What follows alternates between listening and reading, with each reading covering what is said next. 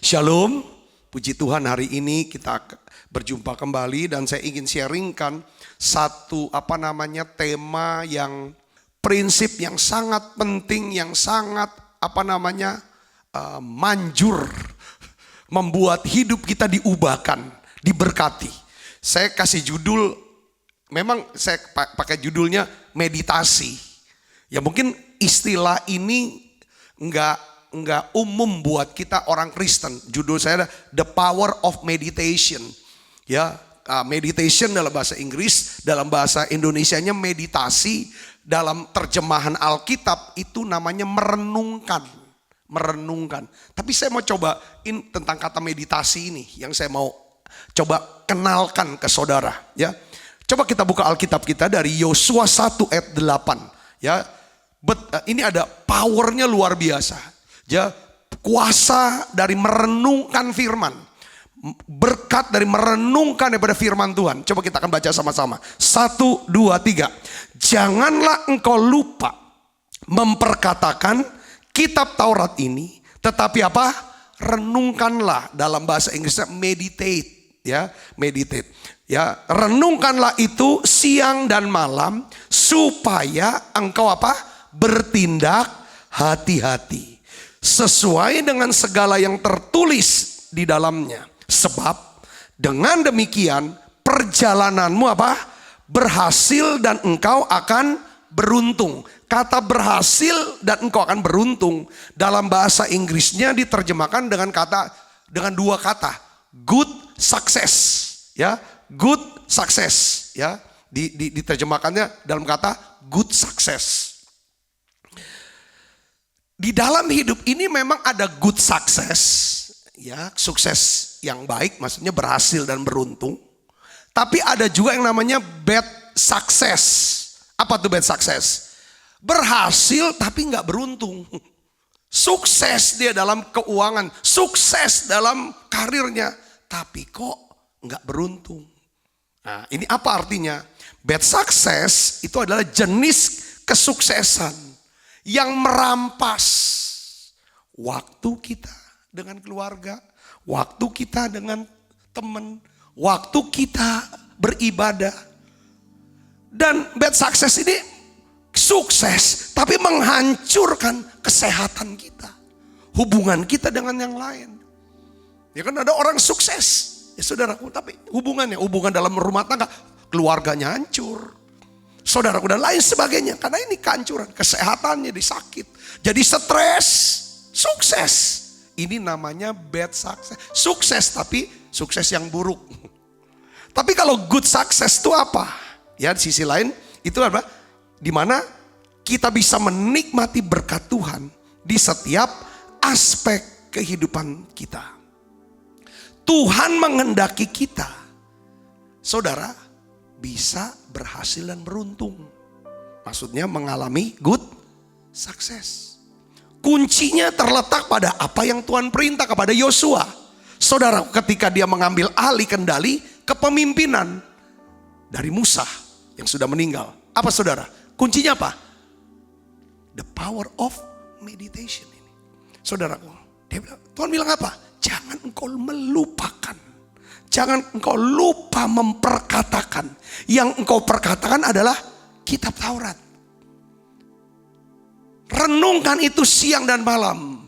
Renungkan itu siang dan malam. Jadi bahasanya siapa namanya? Rasul Paulus, tetaplah berdoa. Saudaraku. Nah, saya ingin bagikan tentang apa sih powernya, apa sih manfaatnya daripada meditasi itu. Kita contoh Yosua aja ya. Tuhan perintah Yosua dia perkatakan firman, dia renungkan firman siang dan malam. Saudara, kita lihat di sini, ya.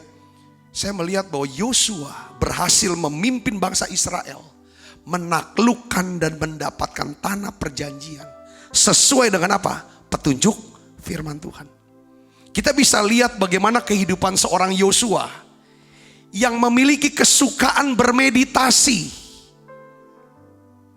merenungkan firman Tuhan. Yang pertama, saudara, saya catatnya begini. Yosua mendapat berkat kekayaan dan warisan.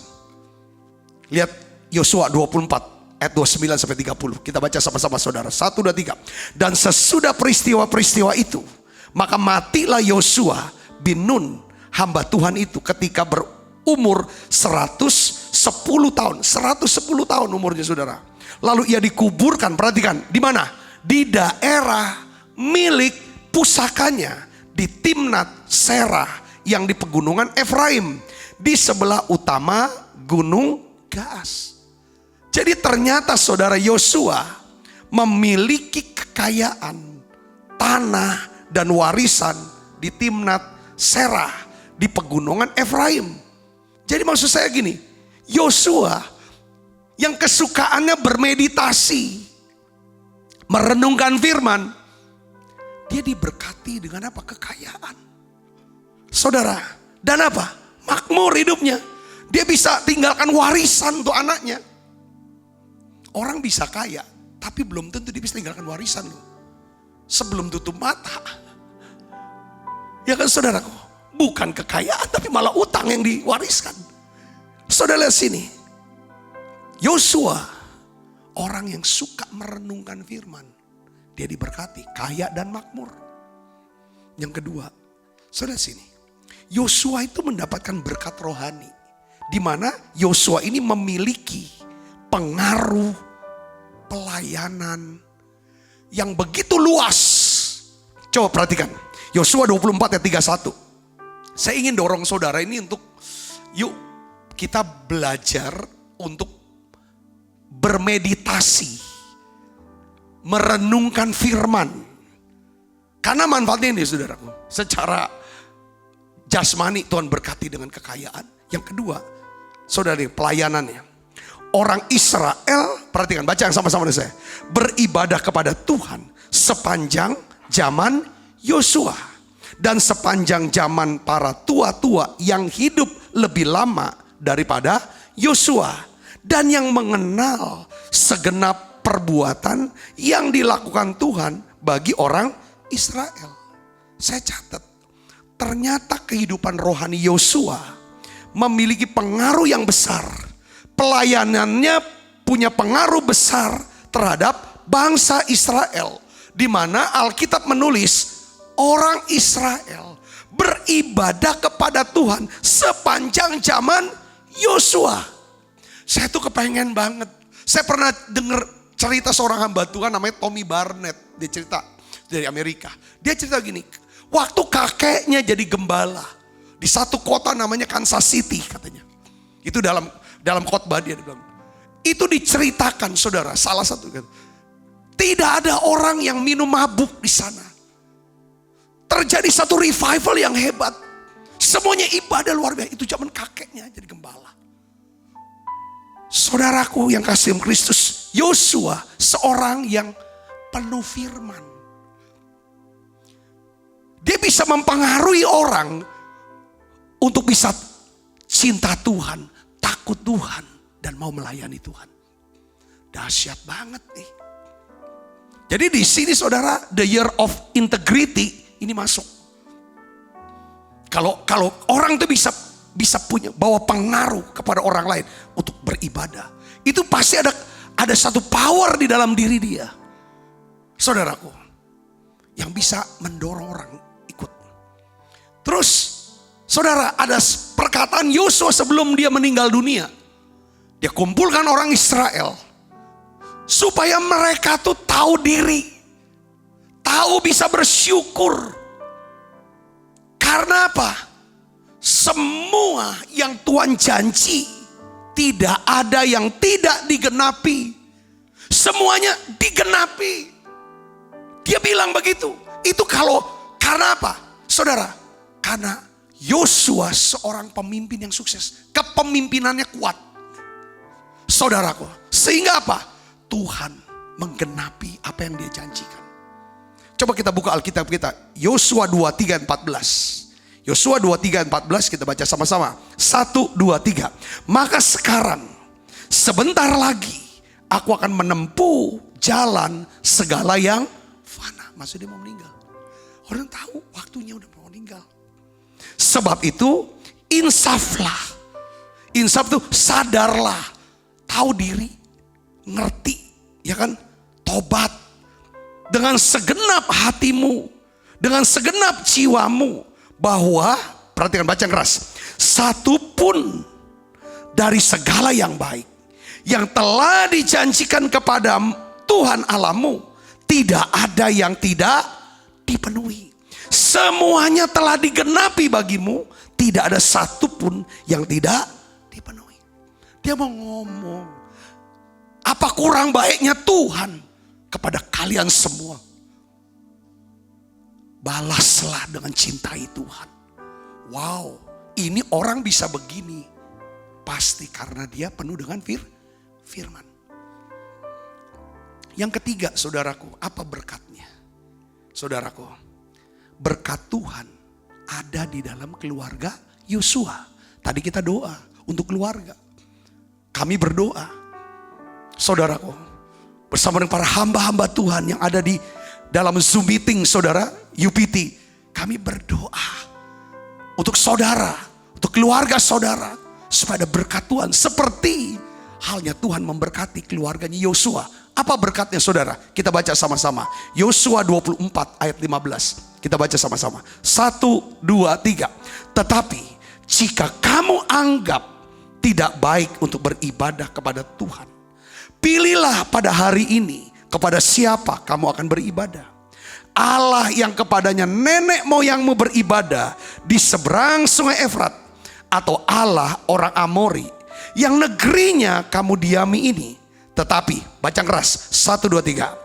Aku dan seisi rumahku, kami akan beribadah kepada Tuhan. Saudaraku, di usia yang sudah sangat lanjut, dia sedang mau, sebentar lagi akan dia tutup mata, saudaraku.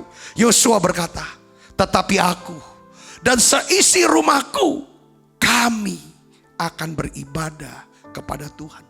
Kalau dia ngomong itu, dia udah tahu semua anak-anaknya, istrinya, anak-anaknya, mantunya, cucunya, cicitnya, semua. Saudaraku, dia tahu semua melayani Tuhan. Semua ada di hadapan Tuhan. Semua cinta Tuhan. Semuanya takut Tuhan. Saya mau kasih tahu begini, saya mau ngomong gini. Salah satu sukses terpenting, kebahagiaan terbesar dalam hidup ini adalah apa? Kita memiliki keluarga yang cinta Tuhan, takut Tuhan, dan melayani Tuhan bersama kita. Katakan amin. Ini doa saya, supaya saya, istri dan anak-anak saya, kalau Tuhan berkati dengan mantu, berkati dengan cucu, biar kami bisa cinta Tuhan, takut Tuhan, melayani Tuhan. Kami tetap ada di hadapan Tuhan. Katakan amin, saudaraku. Yosua mendapat good success itu karena dia seorang yang suka merenungkan firman Tuhan siang dan malam. Saya dorong saudara, ya kita dorong, kita semua, jadikanlah firman Tuhan sebagai prioritas, sebagai pedoman di kehidupan kita sehari-hari. Kita akan menikmati berkat Tuhan dalam keuangan, berkat Tuhan dalam pelayanan, berkat Tuhan di dalam kehidupan rumah tangga kita. Katakan amin. Nah, sekarang saya ingin jelaskan tentang meditasi, tentang merenungkan. Kita udah tahu ada orang loh, ini contoh orang yang suka meditasi. Namanya Yosua. Saya tidak bahas orang yang bernama Daud. Dia juga orang yang kesukaannya adalah firman Tuhan. Orang-orang yang kesukaannya firman Tuhan. Nah sekarang kalau kita mau coba kita dalemin nih saudaraku. Apa sih artinya daripada meditasi? Boleh gak kita sebagai orang Kristen bermeditasi? Bukannya boleh, harus bermeditasi. Karena ini perintah Tuhan. Yosua 1 ayat 8. Ku renungkan firman-Mu siang dan malam, ku pegang perintah-Mu dan ku lakukan. Engkau tahu ya Tuhan, tujuan hidupku hanyalah untuk menyenangkan hatimu. Ku renungkan firman-Mu siang dan malam. Ku pegang perintah-Mu dan ku lakukan. Engkau tahu ya Tuhan, tujuan hidupku hanyalah untuk menyenangkan hatimu. Ini tentang meditasi, tentang merenungkan. Sebenarnya walaupun tidak disebut, saudara, istilah ini, Yesus itu dia bikin perumpamaan. Akulah pokok anggur yang benar, kamu adalah ranting-rantingnya, dan Bapakku adalah pengusahanya. Dia cerita tentang begini, saudaraku. Kalau kamu tinggal di dalam aku, dan firmanku tinggal di dalam kamu, maka kamu akan berbuah banyak. Ya, lalu dikatakan, jika kamu tinggal dalam aku dan firmanku tinggal dalam kamu, minta apa saja yang kamu kehendaki. Ini ayat 7, saudara, ya kan? Dan kamu akan menerimanya. Dalam hal inilah Bapakku dimuliakan, yaitu jika kamu berbuah banyak, dan dengan demikian kamu adalah murid-muridku. Saudara, ketika Tuhan Yesus memberikan perintah untuk tinggal di dalam Dia, firman-Nya tinggal di dalam kita. Saudara, sebenarnya Tuhan tuh memberikan perintah. Orang mengartikan doa. Saya lihatnya bukan cuman sekedar berdoa. Waktu Dia perintah, kamu tinggal dalam aku, firmanku tinggal dalam kamu. Itu sebenarnya kata tinggal ini artinya apa? Percaya sama Tuhan, bergantung harap sama Tuhan, mentaati Tuhan. Kalau saya ringkas dengan satu kata, yaitu apa? Renungkanlah Tuhan. Meditasikanlah Tuhan. Katakan amin, saudara. Karena gini, kita bisa berdoa secara efektif dan penuh kuasa kalau kita tinggal di dalam Kristus. Berdoa adalah hasil dari tinggal dalam Kristus. Tinggal dalam Kristus itu apa? Percaya, bergantung, mentaati. Saudaraku, orang yang tidak percaya, doanya gak efektif. Orang yang gak bergantung harap, doanya gak efektif, gak ada kuasa. Orang yang tidak mentaati Tuhan, selalu berontak, doanya juga gak efektif. Saudaraku, jadi doa itu hasil dari apa? Tinggal dalam Tuhan. Tinggal itu artinya apa? Percaya, bergantung, dan taat. Saudaraku, kasih dalam Kristus. Jadi orang yang berdoa adalah orang yang apa? Yang percaya kepada Tuhan, bergantung harap kepada Tuhan, dan mentaati Tuhan. Artinya ini orang yang apa? Orang yang suka merenungkan firman. Yang ngerti katakan amin, saudara. Nah, Rasul Paulus dia terjemahkan lagi, saudara, dengan kata-kata tetaplah berdoa. 1 Tesalonika 5:17. Ketika Rasul Paulus memberi perintah tetaplah berdoa, Rasul Paulus hendak menyatakan bahwa berdoa bukan sekedar kita berada di ruangan doa pada waktu tertentu dengan sikap berlutut dengan atau melipat tangan, tetapi berdoa sebenarnya adalah sebuah apa? Kondisi pikiran dan hati kita yang selalu, katakan sama saya, selalu tetap tertuju pada Tuhan. Itu pentingnya. Kondisi pikiran kita, kondisi hati kita tetap tertuju pada Tuhan. Itu tetaplah berdoa. Saat saudara berdoa, saudara datang berbicara kepada Tuhan. Saat saudara bermeditasi, saat saudara merenungkan, ya kan? Saudara sedang berusaha untuk mengalihkan fokus perhatian saudara dari pikiran kekhawatiran kepada apa? Penyembahan. Katakan amin, saudaraku. Tadi di menara doa waktu awal, tiba-tiba kan kita mau nyembah nih, mau nyembah. Roh Kudus dorong saya untuk apa? Untuk ajak kita berdoa, tanggalkan pikiran yang khawatir. Ayo tanggalkan itu, omong sama Tuhan. Tuhan, aku khawatir dengan penyakit ini. aku khawatir dengan masa depanku. Masa depan pekerjaanku. Masa depan anak-anakku. Masa depan pelayananku. Tuhan, aku khawatir dengan keuanganku. Aku sedih, aku susah Tuhan. Omong itu sama Tuhan. Tolong aku, tolong aku. Beri aku damai sejahtera. Supaya aku bisa punya hikmat. Mengerti apa yang harus saya lakukan. Katakan amin.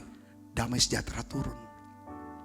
Jadi orang yang bermeditasi, saudaraku, adalah orang yang di sini dia sedang mengarahkan pikirannya.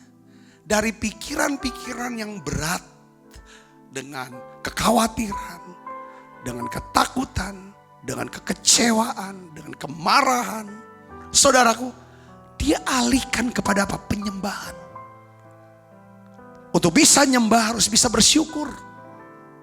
Untuk bisa menyembah harus punya rasa kagum. Untuk bisa bersyukur dan punya rasa kagum, kita harus doa. Basuh aku dengan kuasa darah-Mu. Dari kita mikirkan masalah, kita mulai mikirkan janji. Dari kita mikirkan problem, kita mikirkan promise. Katakan amin. Jadi saat kita bermeditasi, kita berusaha untuk apa? Menguasai diri. Jadi tenang. Dan mau mengizinkan Tuhan. Jamah aku Tuhan. Lawat aku Tuhan. Katakan amin saudaraku. Katakan amin. Jadi saudaraku, kalau kita bisa bermeditasi, kalau kita suka merenungkan Tuhan, merenungkan firman Tuhan, merenungkan kebaikan Tuhan, merenungkan, bermeditasi itu saudaraku. Dengar baik, saudara, jangan kaget, tiba-tiba saudara akan dilawat oleh Tuhan. Katakan amin. Katakan amin saudaraku. Jadi kita nggak harus berada di ruangan doa untuk mendapatkan lawatan Tuhan. Tapi saat pikiran dan hati kita tetap tertuju terus pada Tuhan, Dia akan lawat kita. Ini perkataan pengalaman yang saya coba olahraga sepeda tiap hari. Waktu saya olahraga sepeda, dari mulai start, saya coba mulai doa. Saya mulai arahkan hati pikiran ke Tuhan, terus nyembah Tuhan. Tapi tiba-tiba saudara kadang di saat tertentu tiba-tiba saya dilawat. Saya mulai bahasa roh, jerit, waduh. Jadi rombongan yang lain kadang bingung, ada apa Pak? Itu badan saya penuh dengan itu saudaraku. Jadi bicara tentang the power of meditation, orang yang suka merenung, dia selalu beri ruangan terus di dalam pikiran dan hatinya. Itu apa Tuhan? Istilah Mazmur 91, sungguh hatinya apa? Melekat pada Tuhan. Gak ada ruangan atau pikiran yang lain. Ini yang namanya meditasi. Coba lihat sini, saya kasih contoh ya. Ini yang positifnya, saya kasih contoh yang negatif biar gampang ngerti. Saudara lihat di sini. Yudas Iskariot.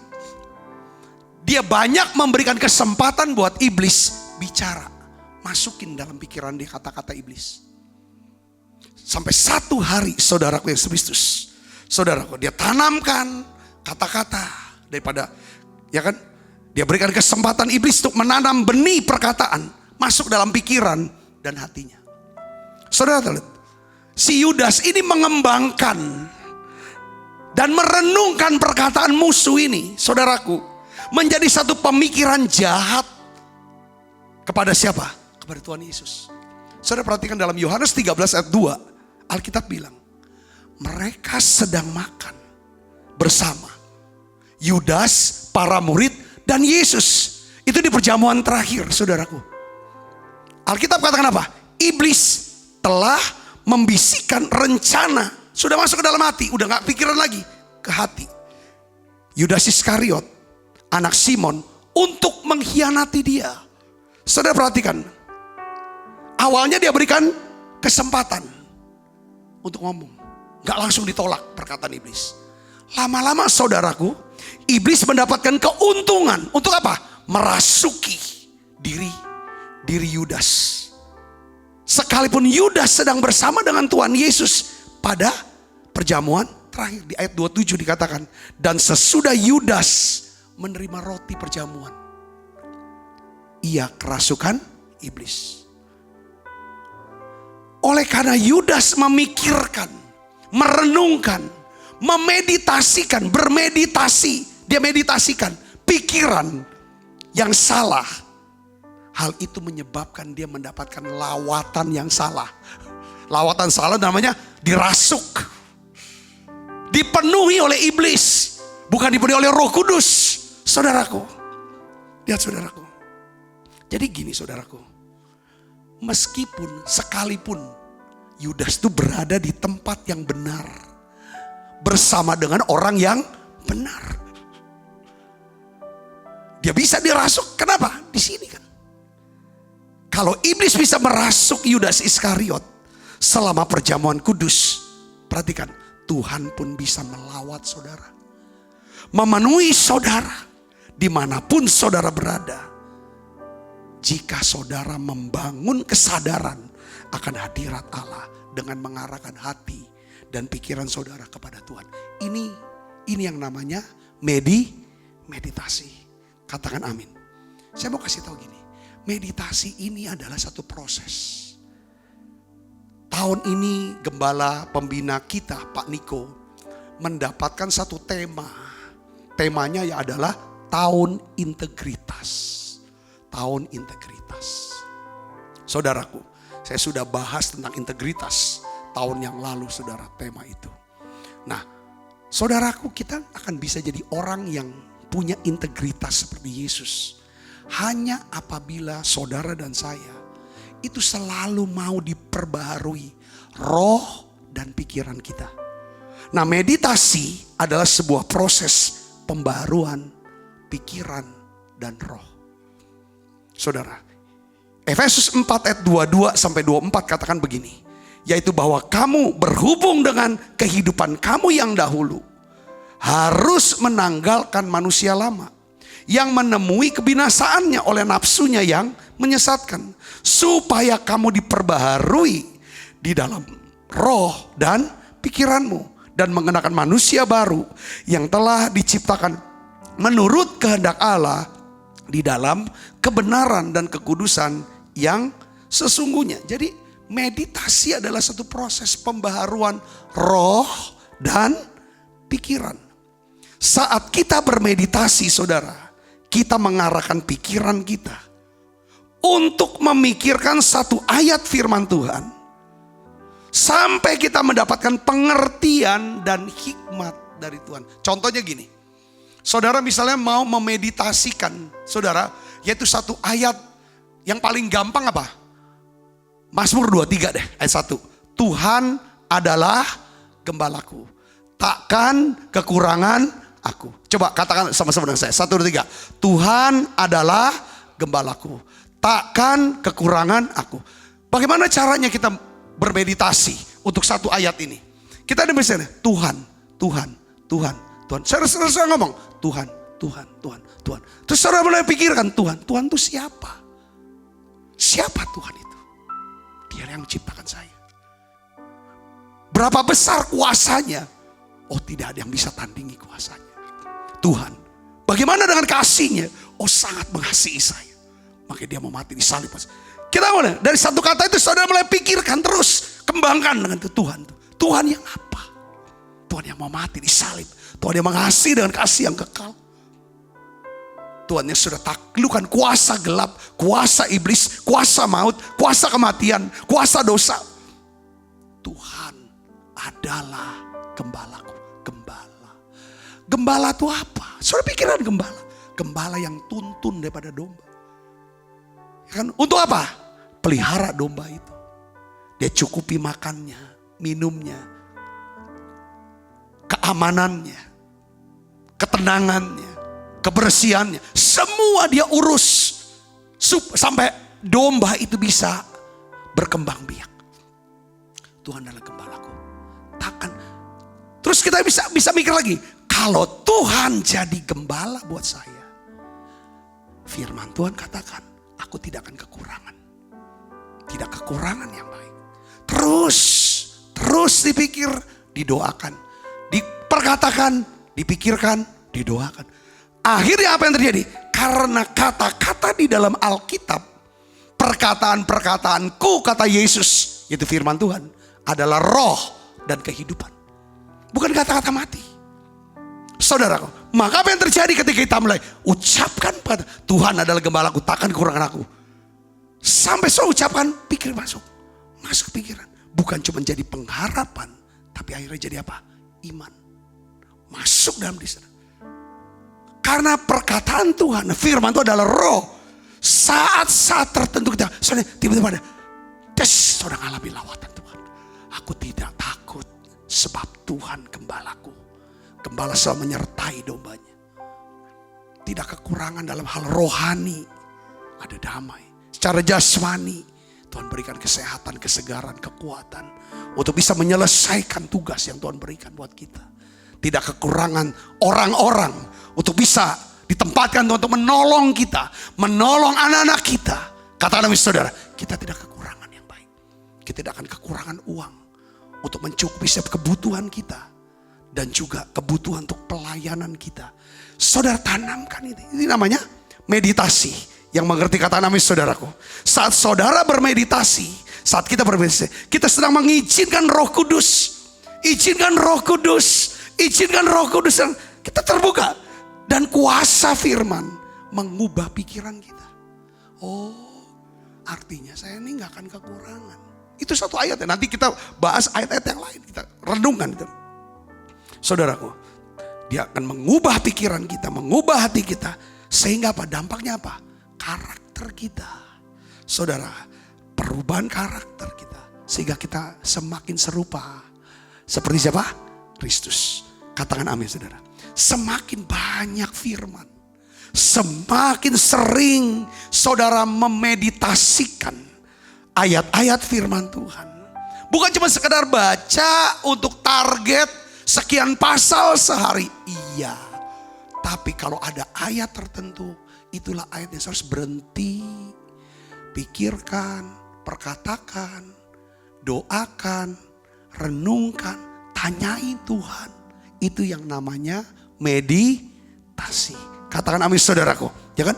Nah, semakin banyak ayat firman yang saudara meditasikan. Bukan cuma sekedar apal. Bukan cuma hafal. Tapi saudara renungkan, pikirkan. Jadi satu pengertian. Dampaknya apa saudaraku? Semakin besar kuasa, urapan Roh Kudus bekerja dalam hidup saudara. Katakan amin saudara. Nah, saya ingin bahas tentang Kejadian 6 ayat 3. Ini hal yang lain lagi. Untuk supaya, ini kan saya suka positif, ini mulus saja. Tapi gimana kalau kita, ini kan bicara tentang meditasi sebenarnya.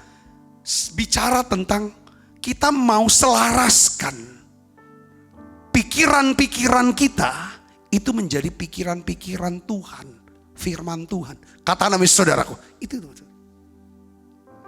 Karena pikiran kita ini bisa menolak pekerjaan roh atau bisa mengizinkan Roh Kudus bekerja sehebat-hebatnya dalam diri kita. Katakan amin. Contoh. Mungkin Tuhan ngomong sama saudara. Saudara dengar nih. Saudara akan misalnya apa? Jadi ini, jadi itu. Saudara akan keterima. Jadi ini. Tapi lihat kenyataan. Lihat kemungkinan. Gak ada. Pikiran saudara langsung tolak. Gak mungkin lah. Buat aku gak mungkin lah aku kayak gitu. Gak mungkin gini-gini. Ya udah. Tuhan juga gak bisa kerja. Kalau kita udah ngomong, udah tolak. Saya bisa gak? Kita bisa ngomong tolak itu karena apa? Karena ada pikiran kita yang membatasi. Ketika kita sedang kepikiran, mendengar kata-kata lo kepikiran. Sesuatu yang besar, makanya berserulah kepadaku kata Tuhan. Yeremia 33 ya. Berserulah padaku kepada Tuhan. Aku akan menjawab engkau. Aku akan memberitahukan kepadamu hal-hal besar yang tidak kau pahami. Hal-hal yang tidak kamu mengerti. Itu yang Tuhan beri. Nah, untuk bisa saudara bisa dipakai Tuhan. Dan cara yang ajaib. Saudara bisa melampaui batas-batas kemampuan saudara. Dengar baik. Tuhan perlu rombak yang di sini. Coba kita baca ayatnya. Kejadian 6 ayat 3. Kejadian 6 ayat 3. Kita baca sama-sama. 1, 2, 3. Berfirmanlah Tuhan, rohku tidak akan selama-lamanya tinggal di dalam manusia. Karena manusia itu adalah apa? Daging. Tetapi umurnya akan 120 tahun saja. Nah, di dalam Alkitab terjemahan yang lain saya baca, saudara, Tuhan tuh berkata bahwa rohnya tidak akan tinggal bersama manusia selamanya, karena perhatikan, setiap niat, pikiran, hatinya selalu jahat. Setiap hanya terus menerus bicara tentang apa? Sebuah pikiran kedagingan yang dominan. Pikiran kedagingan, saudaraku, ya kan? Ini akan memperpendek umur manusia di bumi. Bukan cuma memperpendek umur manusia di bumi, pikiran kedagingan ini, tetapi juga apa, saudara? Membatasi bekerjanya Roh Kudus di dalam hati manusia. Saudara bisa mengerti ini? Maksud saya sini, katakan amin. Ya, saya jadi pendeta misalnya. Jemaat dulu kurang lebih lah, waktu awal membangun, saudaraku, kurang lebih yang ibadah hampir 300 orang. Uang di kas itu cuma 12 juta. Tuhan suruh kita beli tanah dan bangun gedung. Itu duitnya tuh kalau di total zaman itu 2000, tahun 2000-an, 2001, 2002. Saudaraku, jadinya kurang lebih 2 miliar. Duit cuma 12 juta. Itu untuk bangunan tok 2 miliar. Gedung gereja kita yang awal, saudaraku. Harga tanahnya, saudara, 300.000 per meter dulu. Kita harus beli, waktu itu awalnya 1414. Duitnya juga 12 juta. Jadi kurang lebih 2,5 miliar. Duit cuma 12 juta. Kalau pikiran daging, kan dapat nih pesan, bangun, beli tanah, bangun gedung gereja. Untuk penuaian jiwa di Palembang. Kalau kita semua rame-rame pakai pikiran daging, pakai pikiran manusia, nggak kebangun. Tapi karena kita mau mengizinkan Roh Kudus bekerja, walaupun kami tidak punya uang, Tuhan, karena Tuhan yang suruh, kami akan melangkah. Ketika kita melangkah, apa yang terjadi? Allah dengan cara yang ajaib itu bekerja dalam kehidupan kita. Katakan amin.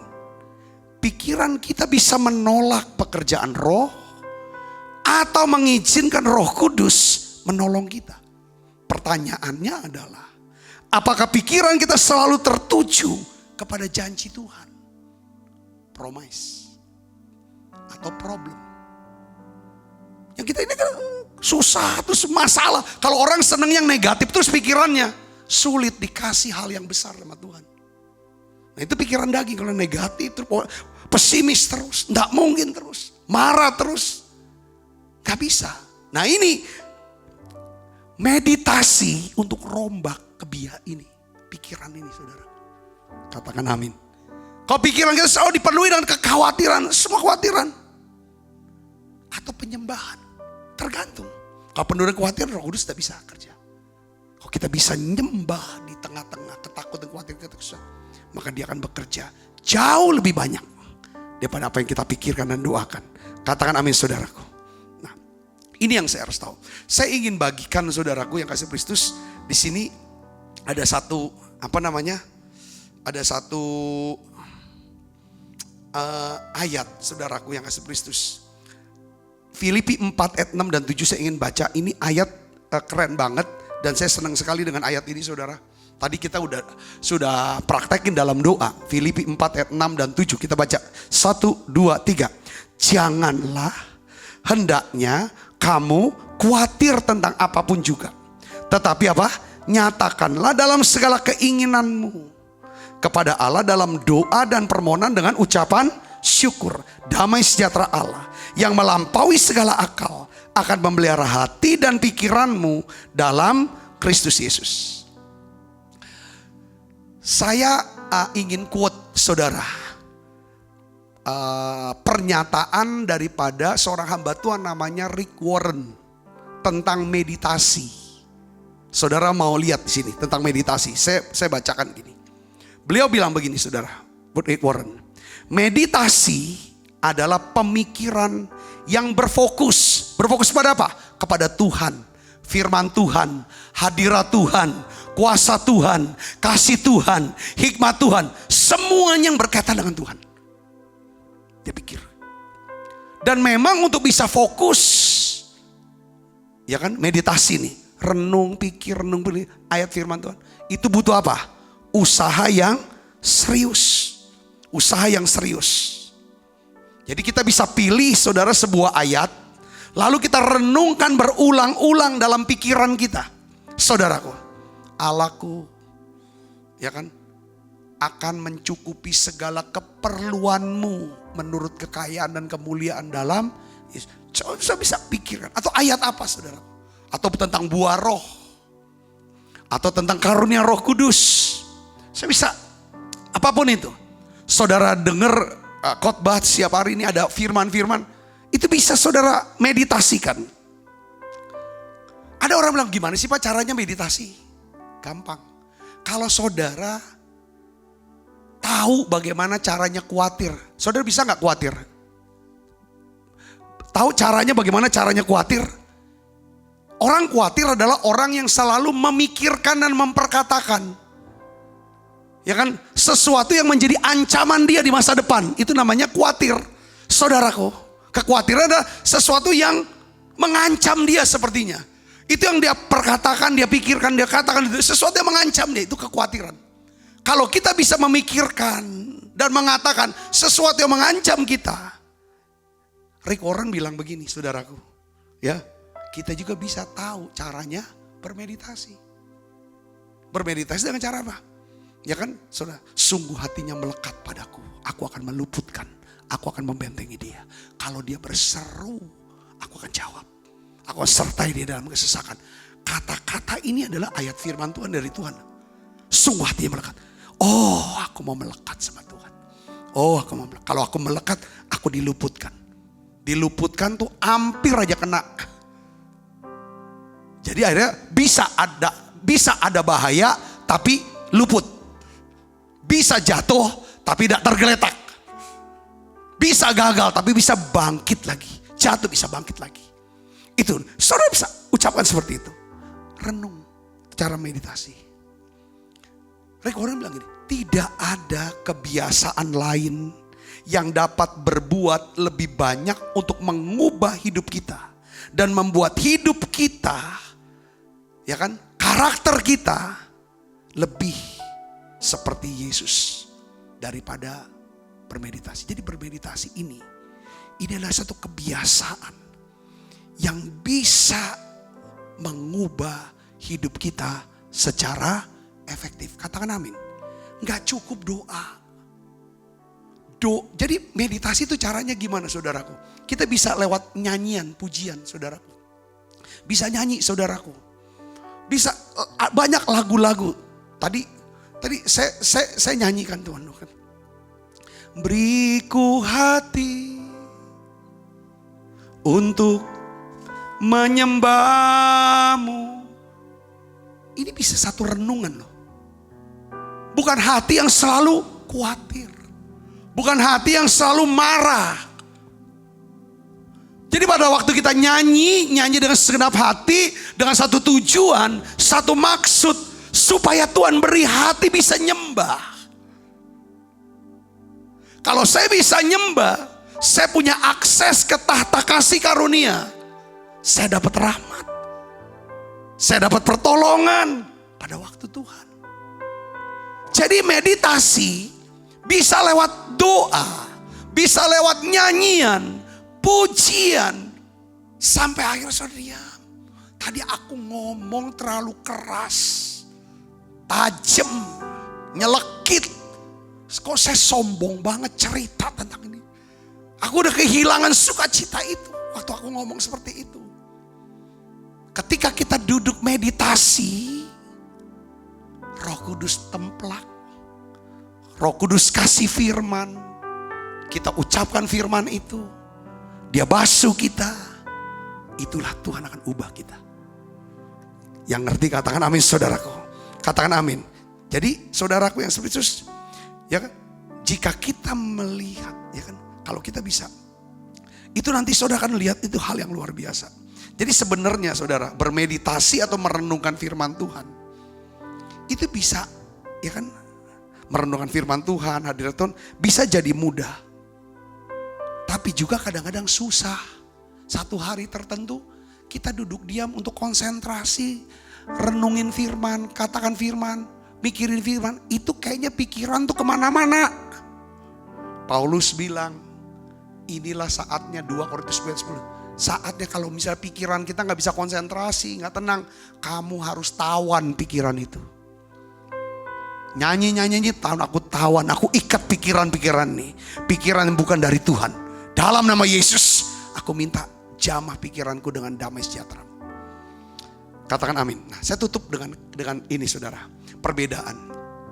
Ada perbedaan besar antara meditasi yang Alkitabiah dengan meditasi timur, agama timur. Yoga lah, ada yang reci. Saya tidak tahu. Ada kadang-kadang kan, ini ada meditasi loh. Yuk, ada kelas meditasi. Boleh nggak? Banyak jemaat tanya, Pak, boleh nggak Pak saya ikut kelas meditasi ini? Saya lihat kelas ini yang ngajar gurunya bukan orang Kristen. Nah, ya saudara saya lihat nih, bedanya tuh apa sih? Saya mau kasih tahu. Ini sangat populer sekarang nih, saudara, kelas-kelas meditasi. Meditasi timur, meditasi yang bukan Alkitabiah. Saya pakai istilah meditasi timur, dari agama timur. Itu adalah apa? Mereka tuh mengosongkan pikiran, kosongin. Kalau meditasi Alkitabiah adalah apa? Kita isi pikiran kita. Kita penuhi pikiran kita dengan apa? Firman Tuhan. Hadirat Tuhan. Kasih Tuhan. Kuasa Tuhan. Kita pikirin. Kita isi. Yang ngerti katakan, damai sejahtera. Jadi hal-hal yang besar yang Tuhan janji, itu yang kita pikirin. Kita isi itu. Bukan kita kosongin. Kalau meditasi timur, kosongin pikiran. Yang kedua, meditasi timur itu sifatnya apa? Pasif. Kalau meditasi Alkitab agresif, memang kita mau. Karena tujuan meditasi, sampai kita dapat apa tujuannya? Lawatan Tuhan, kepenuhan Roh Kudus. Ketika kita mengalami kepenuhan itu, maka apa yang terjadi? Dua hal. Kita akan dipenuhi dengan karunia roh. Wow, saudara jadi orang Kristen yang dahsyat, penuh kuasa. Saudara juga penuh dengan buah roh, itu karakternya ilahi. Tapi kalau meditasi timur, saudara, puncaknya apa? Itu dirasuk. Demonize pikiran-pikiran yang lain yang masuk itu saudaraku. Memang enggak seperti kayak kesurupan begitu enggak, tetapi nanti saudara pemikirannya, caranya. Ini dasar firman daripada meditasi Alkitabiah. Saudara nanti di rumah, saudara bisa capture ini, saudara bisa foto ini ya. Yesaya 26 ayat 3, ya kan? Yang hatinya teguh, ya kan? Itu dijaga karena dia percaya, berikan oleh damai sejahtera. Yosua 1 ayat 8, Filipi 4 ayat 8, damai sejahtera Kristus. Mazmur 19:14, Mazmur 19:148, Mazmur 143 ayat 5 dan Mazmur 119 ayat 15. Saya berdoa, coba saudara mulai. Kalau bisa satu hari 5 pasal itu bagus. Dari 5 pasal, coba ambil beberapa ayat untuk dipikirin, diperkatakan, direnungkan, dimeditasikan. Kalau saudara dengar firman Tuhan, khotbah saya di Menara Doa ini, ada satu kalimat firman yang kena di hati saudaraku. Coba saudara catat itu. Saudara pikirkan itu, saudara perkataan itu, saudara doakan itu. Itu simpen terus. Nanti satu hari ketika kita ada dalam kebutuhan, kita doa dan nyembah, maka Roh Kudus akan hidupkan itu. Jadi satu rema, jadi satu iman, jadi satu kuasa, jadi satu hikmat dan tuntunan. Hidup saudara akan berhasil dan beruntung. Seperti siapa? Yosua. Tuhan Yesus memberkati.